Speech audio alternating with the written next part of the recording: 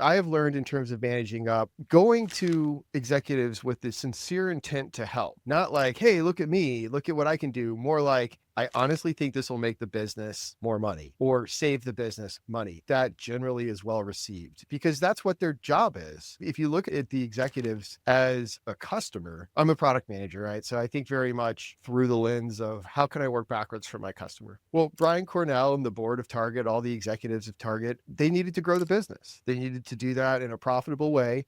They couldn't make enormous bets that had 5, 6 year payback periods. They generally needed to get capital back from their investments in a reasonable amount of time. I kept that ethos in my mind as we were doing the due diligence and worked with the strategy team to really ensure our research was rock solid, our models were rock solid, our analysis was concise and compelling, and then really streamlining the message so that it was easy to understand. So I didn't go in there with 380 pages of data and be like, oh, read this. I went in there with 5. And I said, if you want to dive in, read it. Brian said to me when we met after I distributed the strategy, by the time things get to my desk, all the data has been sandblasted out of them. And I just see this perfectly beautiful veneer. And it's so refreshing to see the data. And you built the entire strategy on data. If you're going to manage up, figure out who they are, figure out what they care about, and help them do their jobs. That's all they really care about. Welcome to LaunchPod, the show from LogRocket, where we sit down with top product and digital leaders.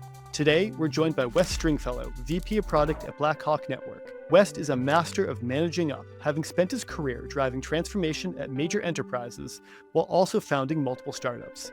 One of them was acquired by Target, where he went on to become VP of Innovation and launch the company's still successful startup incubator. In this episode, West shares how he went from stealth startups to leading innovation at a company with over $77 billion in annual sales, the methods he uses to manage up and influence leadership in order to achieve the outcomes necessary to create successful organizations time and time again. The bold move that accelerated his Target career, which included hand-delivering over 300 copies of his innovation proposal to every executive at their Minneapolis HQ, even catching the attention of Target's CEO, and an inside look at how Blackhawk is thinking about AI and digital transformation by cultivating culture carriers to champion AI. So here's our episode with West Stringfellow. All right, what's up, Wes? Welcome to the show, man. Good to see you again.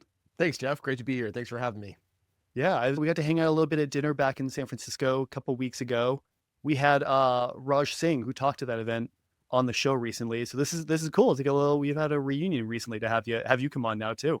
Dude, that was great listening to Raj. I really appreciated his insights. I empathize deeply with how he felt about innovation. I appreciated that opportunity. Thank you. Yeah, no, thanks for coming out. That was a fun night. He's a smart cat, but it was cool to kind of meet a whole bunch of folks around San Francisco there. A lot of neat stuff. It was interesting. You go to a lot of other cities, and I've been to a lot of them throughout, and in all of them, people are accomplished and really, really smart. But I think that was the highest proportion of people who had been founders of any event that we've thrown yet. Because I guess in San Francisco, you can't throw a rock and not hit a founder at some level. But it was cool. I'm glad you came out. So yeah, I mean, basically, your background, I think, kind of speaks for itself. You've founded a couple companies. You sold one of them. Was it codenamed Goldfish to Target? You founded HowDo. You ended up now at Blackhawk Networks.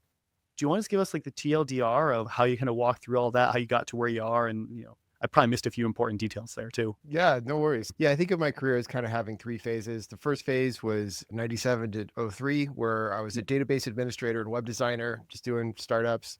That led me to the second, which was kind of 04 to 17. And I was just climbing the corporate ladder. I got to launch Prime Video. It was called Unbox at the time, and then got to contribute to the first billable web service for AWS, built their India fraud office, and then went to Visa, was the VP of innovation, built their PayPal competitor, then went to PayPal, built their Visa competitor,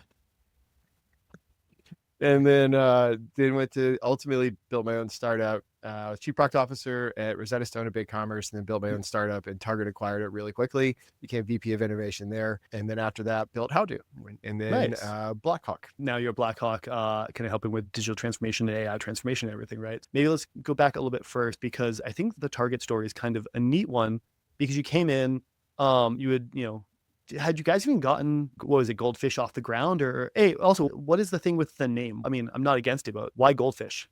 So because I was trying to raise capital and because I had intellectual property around it, I was actually trying to keep my startup in stealth. So I came up with a code name, Goldfish, because the average attention span of a goldfish is 3 seconds. We wanted to Yeah. convert a customer into a retail customer in 3 seconds. So our Hmm. goal was to create social media content that was engaging enough to convert. And we built a social media solution 5 years before Instagram launched shopping. Nice. And then it was so good that basically you guys didn't even launch out of stealth almost. Target came and knocking and acquired you guys wholesale and you ended up there. Is that the accurate, Yes. brief So representation? I was raising capital. One of the venture Yeah. capitalists that I spoke with, Target had just been in their office right before I went to visit the VC. That is, Target went and visited them. And I guess Target was scouting the area. Lots of Mhm. companies come to the Bay Area thinking that if they come here, they'll find the insights that they're looking for. So anyway, I got introduced to Target, talked to them, and they were really bullish on the idea. They gave me a seed investment. I joined them as their first entrepreneur in residence. Very quickly, we were able to demonstrate a lot of momentum and traction, and they ended up acquiring it very quickly. And then I raised my second round with them. And while I was doing that, I had moved to Minneapolis. I had a lot of incentives to make Target stock go up.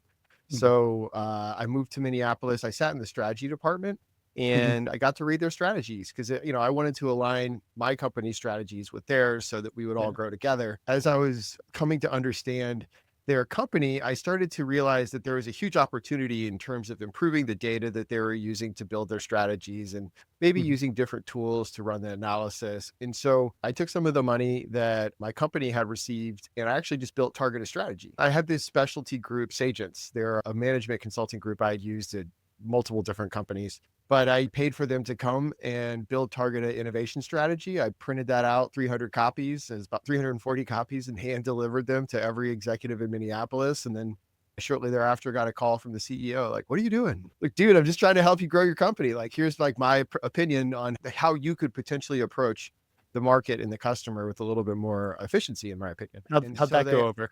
Dude, I think some people were a little confused Yeah. because, like, who is this person and why are they doing this work and what does this work mean? But I've always had a lot of luck working ahead of the business, like looking beyond where the business is looking, really trying to figure out where the customer is and where the competitor is. And then ultimately, like, where technology could take us relative to our customer and our competition. I was just trying to introduce that perspective to Target, and for me, it was kind of like a thank you, like an act of goodwill, like, "Hey, I'm here. I'm just trying to be helpful."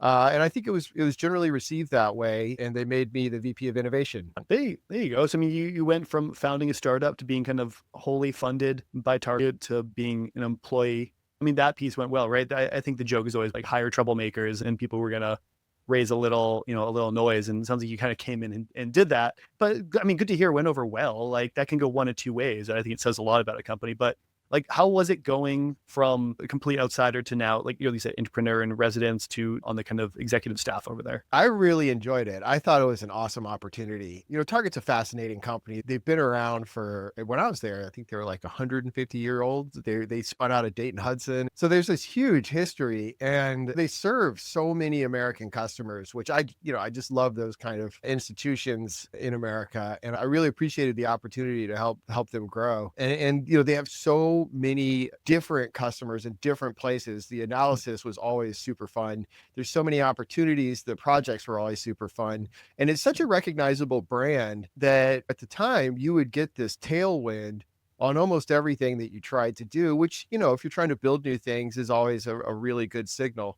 For example, with the Techstar, as part of being the VP of innovation, because I was the first entrepreneur in residence, when I joined Target, there was a lot of media and stuff. And because of that, I got a lot of folks reaching out to me like, "Hey, I'm an entrepreneur. I kind of want to do what you're doing. And here's my idea for Target." And as I was building relationships with the local community, I kind of professionally grew up in Silicon Valley and I'm super community based with my work. I love having a professional community. And so when I got to Minneapolis, my first thought was, I got to find that.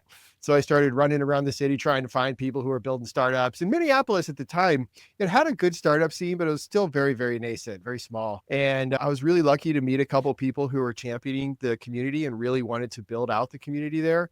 And one of them was like, "Dude, I think if we brought a startup accelerator here, it would really move the needle for the community, for the company." There's a lot of big headquarters in Minneapolis. I had this signal coming from entrepreneurs saying, I I want to be an entrepreneur in residence at Target. I had this signal coming from the Minneapolis community, and I was like, let's just connect those dots.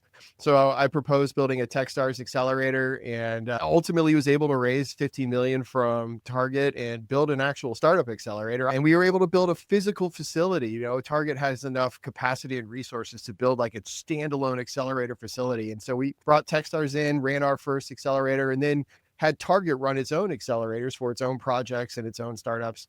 And now it's a permanent function at Target, startups.target.com. And so having those kinds of resources where you can reach out to Techstars and be like, hey, I'm thinking about building an accelerator, and boom, you build one, and having a building that you could build it in. And when we said we're building an accelerator, we ended up getting, I'm doing this from memory, but I think it was like over 500 some applications from all over the world. And that was 2 times the benchmark for a normal accelerator with Techstars. So I was like, dude, there's so much demand here. So anyway, I really appreciated that opportunity. I had a lot of fun. We had a great team. We did a lot of fun work. It's a cool experience to get to, I went from bootstrapping my startup to managing $77 billion in revenue, innovation for $77 billion in sales. Sorry, not revenue, sales. And so I was like, holy cow, what a difference. But what I learned from that, and actually what really inspired HowDo, which was the startup that I did before Blackhawk, was I saw Target trying to find growth like all companies do.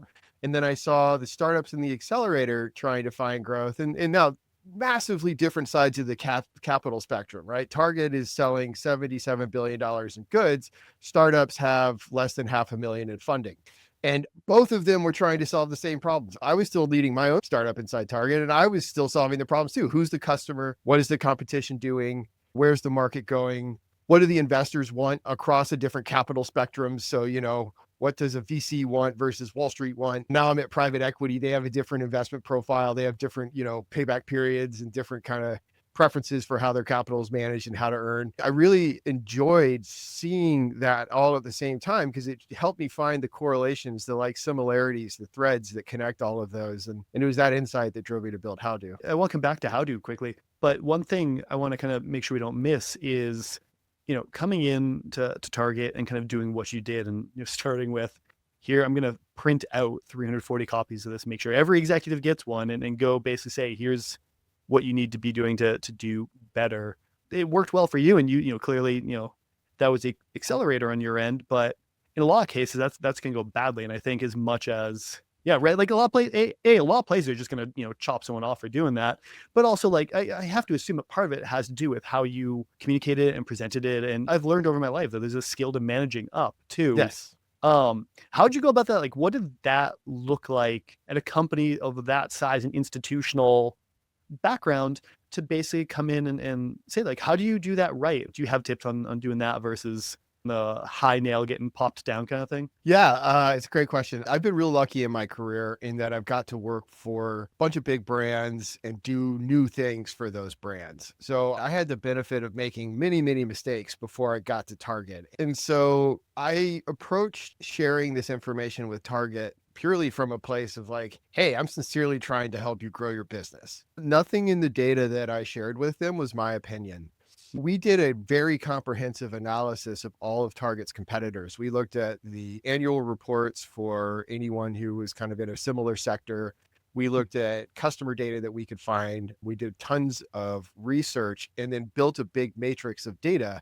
And then that matrix we correlated to market opportunities. So where are our competitors? Where's the market? What's the TAM SAM for that market? Where's our customer? We just triangulated where our competition was moving, where the customer was moving, where capital was moving. And so what I shared with them wasn't this is what I think. I didn't go into their office and say hey, I believe this to be true. I went into their office and said, my team did a ton of research. We think there are some pretty significant growth opportunities for Target, and I would like to share them with you. And so what you have here is an executive summary. If you read the first 5 pages, you'll get the whole picture. If you want to go deep, there was literally 380 pages of research substantiating everything that we said. What was particularly impactful is that, I didn't know this. I was presenting a strategy how I know how to do a strategy, which is based on data.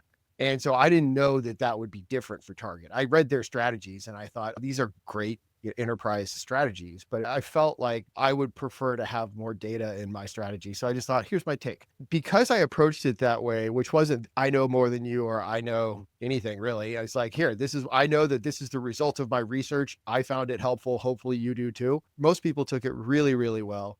And in particular, Brian Cornell, who was the CEO at the time, was very open to the conversation. I ended up printing off this huge scroll, and we took every competitive capability. So what was, competitor A doing, competitor B doing, and then those were the rows. And then we had their capabilities as columns. And then we had emojis, just simple emojis as to where we were relative to them and our capabilities, and emojis in terms of how our customers felt about us relative to our competitors.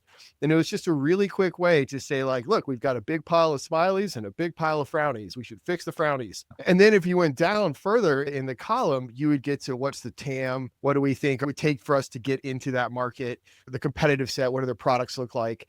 So it was a real quick matrix for Brian to go, I see exactly where we need to invest. I see where we're doing good. And that scroll really started a great conversation with him. He asked just, simply, what would you do? And I think I have learned in terms of managing up, going to executives with the sincere intent to help. Not like, hey, look at me, look at what I can do. More like, I honestly think this will make the business more money or save the business money. I find that generally is well received because that's what their job is. If you look at the executives as a customer, I'm a product manager, right? So I think very much through the lens of how can I work backwards for my customer? Well, Brian Cornell and the board of Target, all the executives of Target, they needed to grow the business. They needed to do that in a profitable way.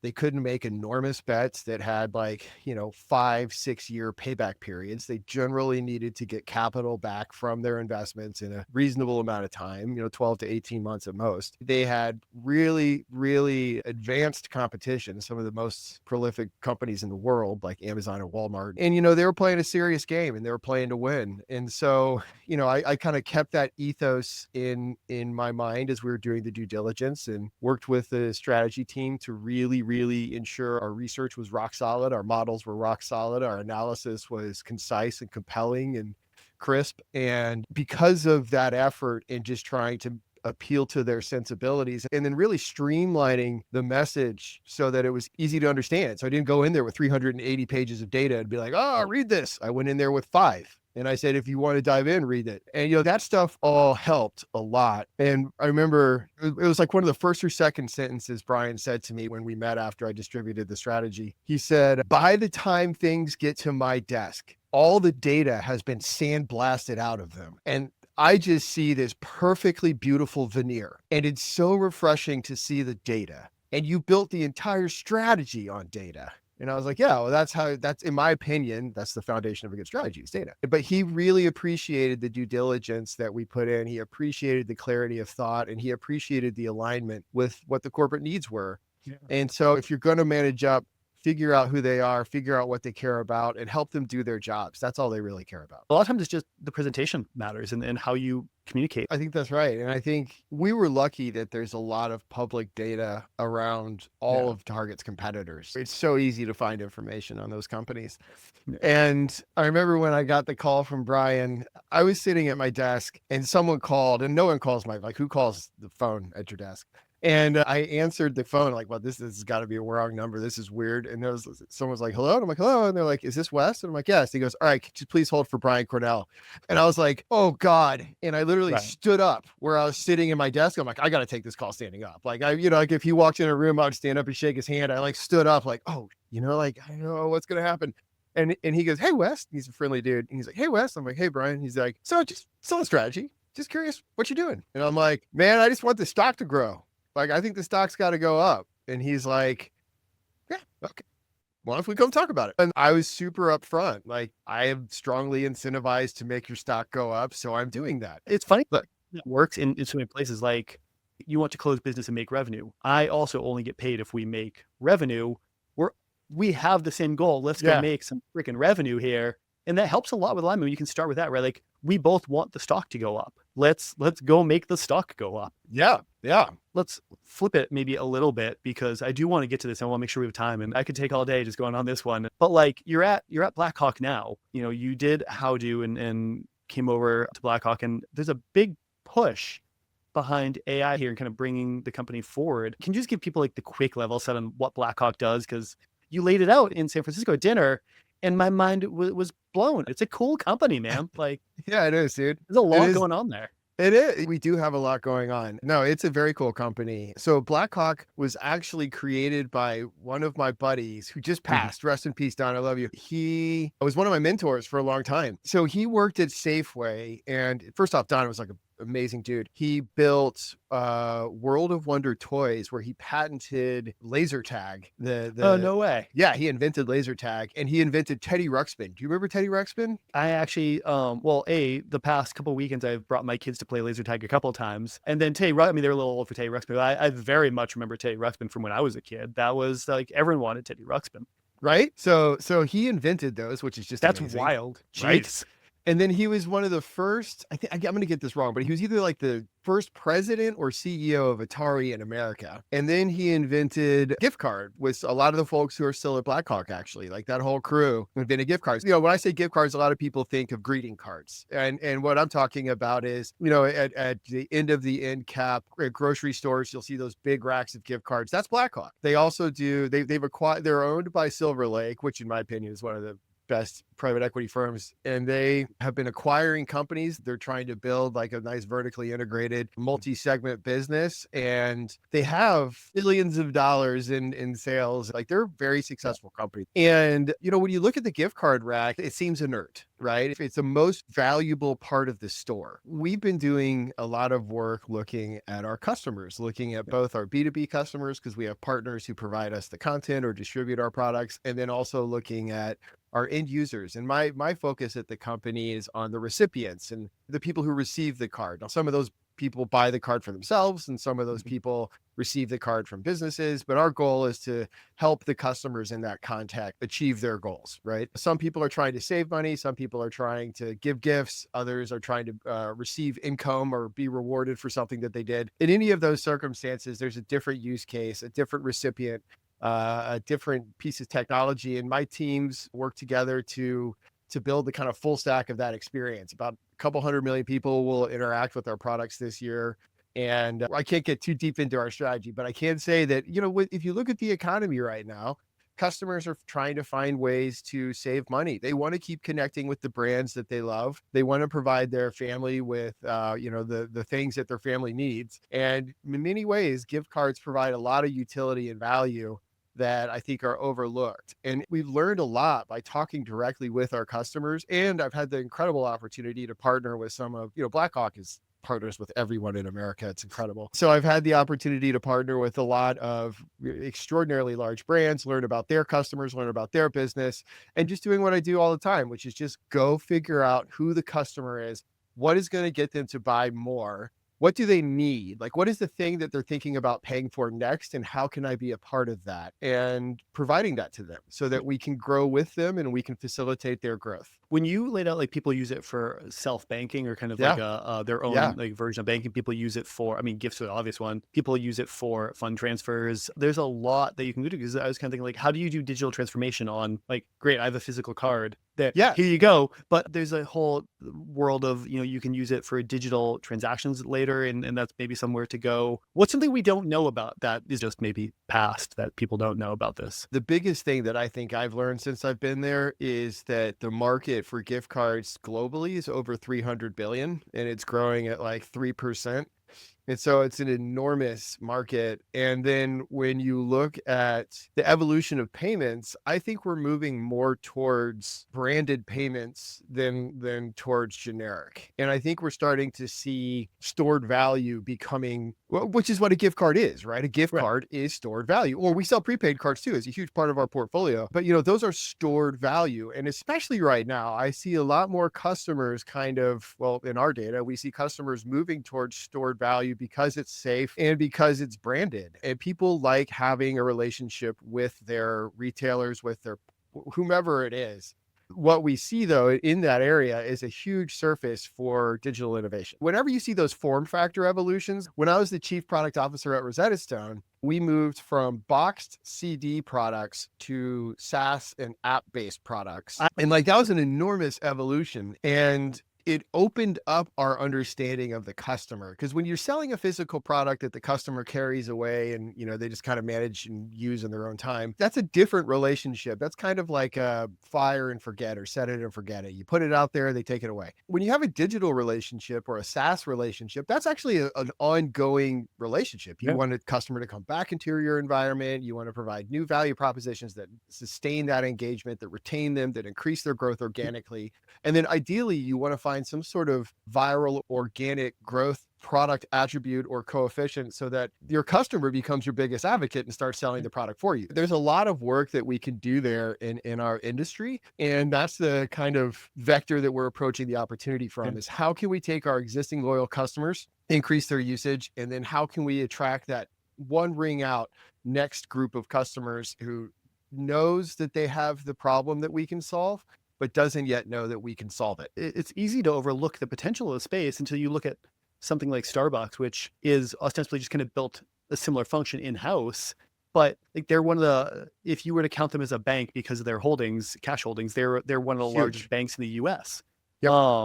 Which is absurd. And it's basically just an interest-free loan to Starbucks from their customers. But people view it as I have value stored on my Starbucks account. And like to them, it's cash basically. It doesn't matter. But yeah, I mean, similarly though, you give me an Amazon card, that's just cash to me. Like, it's a cool space, man. I think there's so much interesting stuff you can do there.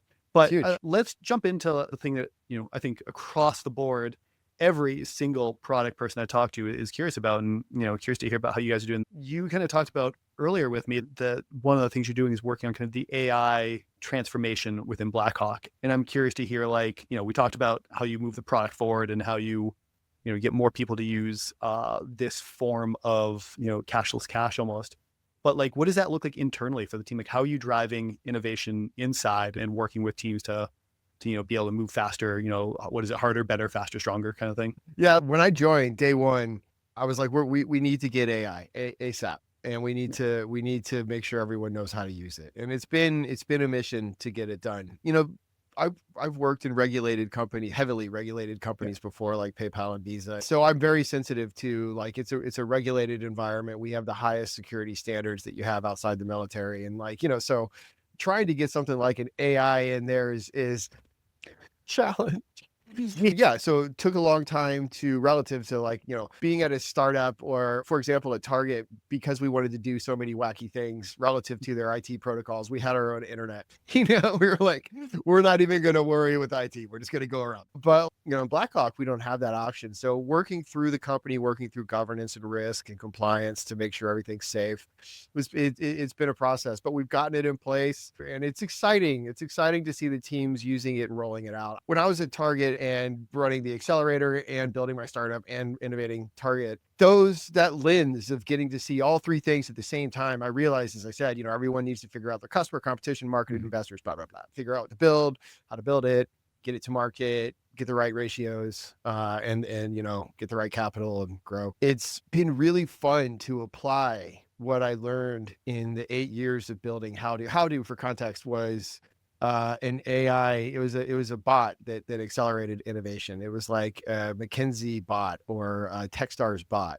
I spent millions curating knowledge to train the AI on the assumption that no one would ever scrape the internet and sell it back to the internet. Like that just never occurred to me. No, that doesn't You'll get happen. sued to oblivion, but apparently that kind of happened. Not to oblivion, but yes, clearly not to oblivion. Figured I would try to build a machine learning model that would help people accelerate innovation.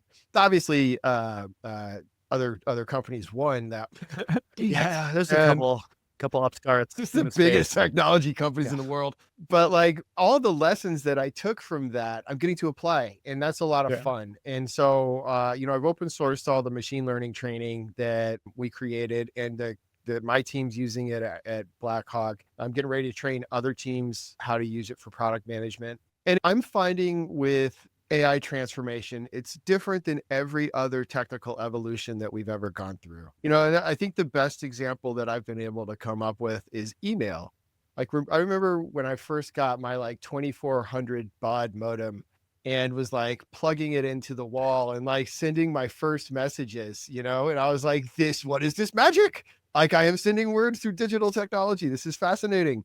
And, but to go from that to like Outlook, that was not a huge cognitive leap. It's like, all right, now I don't use commands, I use buttons. To go Right. from Outlook to a web interface, like a browser, to go from a browser to a mobile. I'm still doing the same thing. I'm still typing a message. I'm still sending it to someone. Not really much changes. AI, we're treating AI like we're launching a new email platform, right? We're like throwing it out there and just being like, figure it out. But we don't work that way. No one works by talking to the computer. No one works by like giving the computer feedback and like, oh, hey, you didn't do that right. Could you please adjust it? And that's exactly how we have to work with AI. In my opinion, it's like teaching someone how to manage an intern. You've got to provide the intern with all the context, like, what are you doing? Who are you? Why is it important? Why does it matter to the business? What does quality look like? And then when you get the first result, it's probably not the right result. So you got to iterate. You got to be able to say, hey, look, you did this great. Don't change it. This could be improved. Here's how I'd like to see it improved. Could you please do blah, blah, blah. That kind of back and forth, that kind of, iteration and banter, most people just don't do. Most people sit in their desk and then they want to have a conversation. They'll go set up a meeting and then they'll have a very specific intention and et cetera. And so, treating AI like another email client in terms of rolling it out, companies are just like, Right. here's AI, figure it out. It's not going to work. And so, what I've been doing is based on my experience. I led some transformation at Visa and at PayPal and at Rosetta Stone and Target. And based on all those experiences, I've learned to listen to the team. There are Mhm. people on the team who are hungry for AI. They're naturally curious. They're going to be the culture carriers for the organization. And so because I was such a vocal advocate for Claude and I spearheaded it for so long, I'm kind of the like champion for it in the business. And because of that, it's like I'm a lighthouse and people reach out to me like, hey, I want Claude, or hey, I want this tool or whatever. And so I've built this big list of folks who want AI and are willing to do the work, to be proactive. Those are the people who are the best to empower. They will carry the culture. They will carry the Mhm. AI transformation further in the organization than anyone could ever push. And then I think the peer-to-peer dynamics, having a real community of practice where people feel safe sharing what works for them is critical. And then also making sure everyone is comfortable with the fact that most things have processes and data. Most product managers, most engineers, designers, et cetera, they may have learned a little bit on the job, a little bit from the internet, a little bit from school, but generally they're figuring it out as they go along. And what I learned from spending 8 years trying to teach machines how to innovate, how to do product management, how to write a strategy, how to interpret a competitive analysis, how to create a customer analysis, how to do a SWOT, et cetera, is that there are actual processes that are optimal in terms of Yeah. managing the data or sequencing questions such that the computer establishes a context window in a way that's going to yield the result you're looking for. And so, a lot of it is teaching the culture carriers the processes, because if they understand the sequence of prompts, they can do it themselves. And then when their peers and colleagues ask them, they can communicate the right process. And it's organic process. I'm having a lot of fun with it. And I feel really grateful that I get to use all the stuff I learned at HowDo at Blackhawk. I'm feeling really grateful that I get to be a part of the transformation, because this is such a once in a generation thing, like rolling out AI, and it's a lot of fun. Can you share like what's one big win you guys have gotten here that you were maybe unexpected or happy about? Big win for me is when we got a full enterprise license and really made the move to like, hey, let's pursue this. That just for me Just personally, getting going is I fair. was I very mean, excited by that. There was a lot of effort to get to that yeah. point. But I honestly, so that's kind of like my West independent person hat on. West Blackhawk executive hat on. Dude, the best thing is when I see the teams stoked for the output that they can produce. Is when Yeah. I see the light in the team's eyes when they get it. When they Yeah. when they do it for the first time and they go, "Oh my gosh, Yeah. everything is about to change." And then you see them move a little bit more carefully with the AI. Like the second that they realize what it's capable of, they go from being like, "Rah," to being like, "Oh, really?" And then it's like, "Yes, now you see, now let's go. Now let's like really Yeah. have some fun, right? Like let's start actually seeing how fast we can go, how precise we can get." And it's good. And I think what we're learning is that our capacity for creating ideas and strategies is very quickly going to exceed our ability to build them, right? And so it's like kind of this AI growth, everything's growing in circles. Now we got to get the engineering team, and they're already there. They're already using all the tools, but now we got to figure out how to get them to go faster in our environments. And then we push out to like, how do we get more rapid releases in our environment, et cetera, et Right. cetera. So And then how do it's you get customers to uptake new things faster? Because that, there's like three speeds here, right, that exist. And, product can make decisions, engineering builds, but you still have to have the market uptake it. All these things are going to push back on each other over time. That's right. And,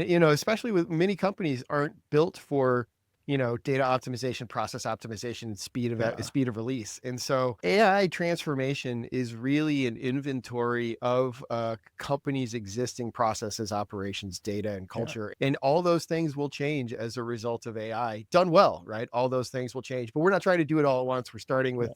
my team and a couple other teams, really making sure we get it and then rolling it out.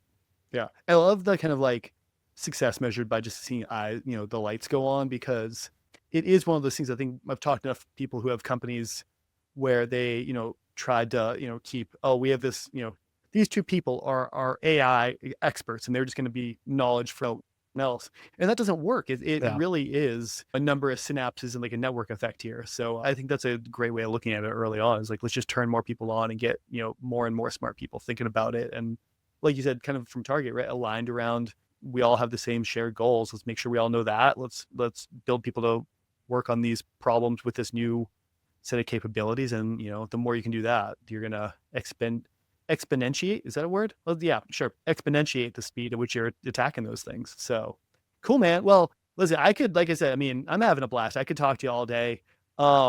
Likewise, Jeff. I am certain though that Blackhawk probably wants you back and not spending all day with me today. But it's great talking to you, man. Good to catch up again. Let's stay in touch. If people are looking to reach out and pick your brain a little bit, is LinkedIn a good spot, or what's a That's the nice place spot. to? Yeah, LinkedIn. All right, yeah. Shoot him a message. West Stringfellow over on LinkedIn. Good guy, great thinker.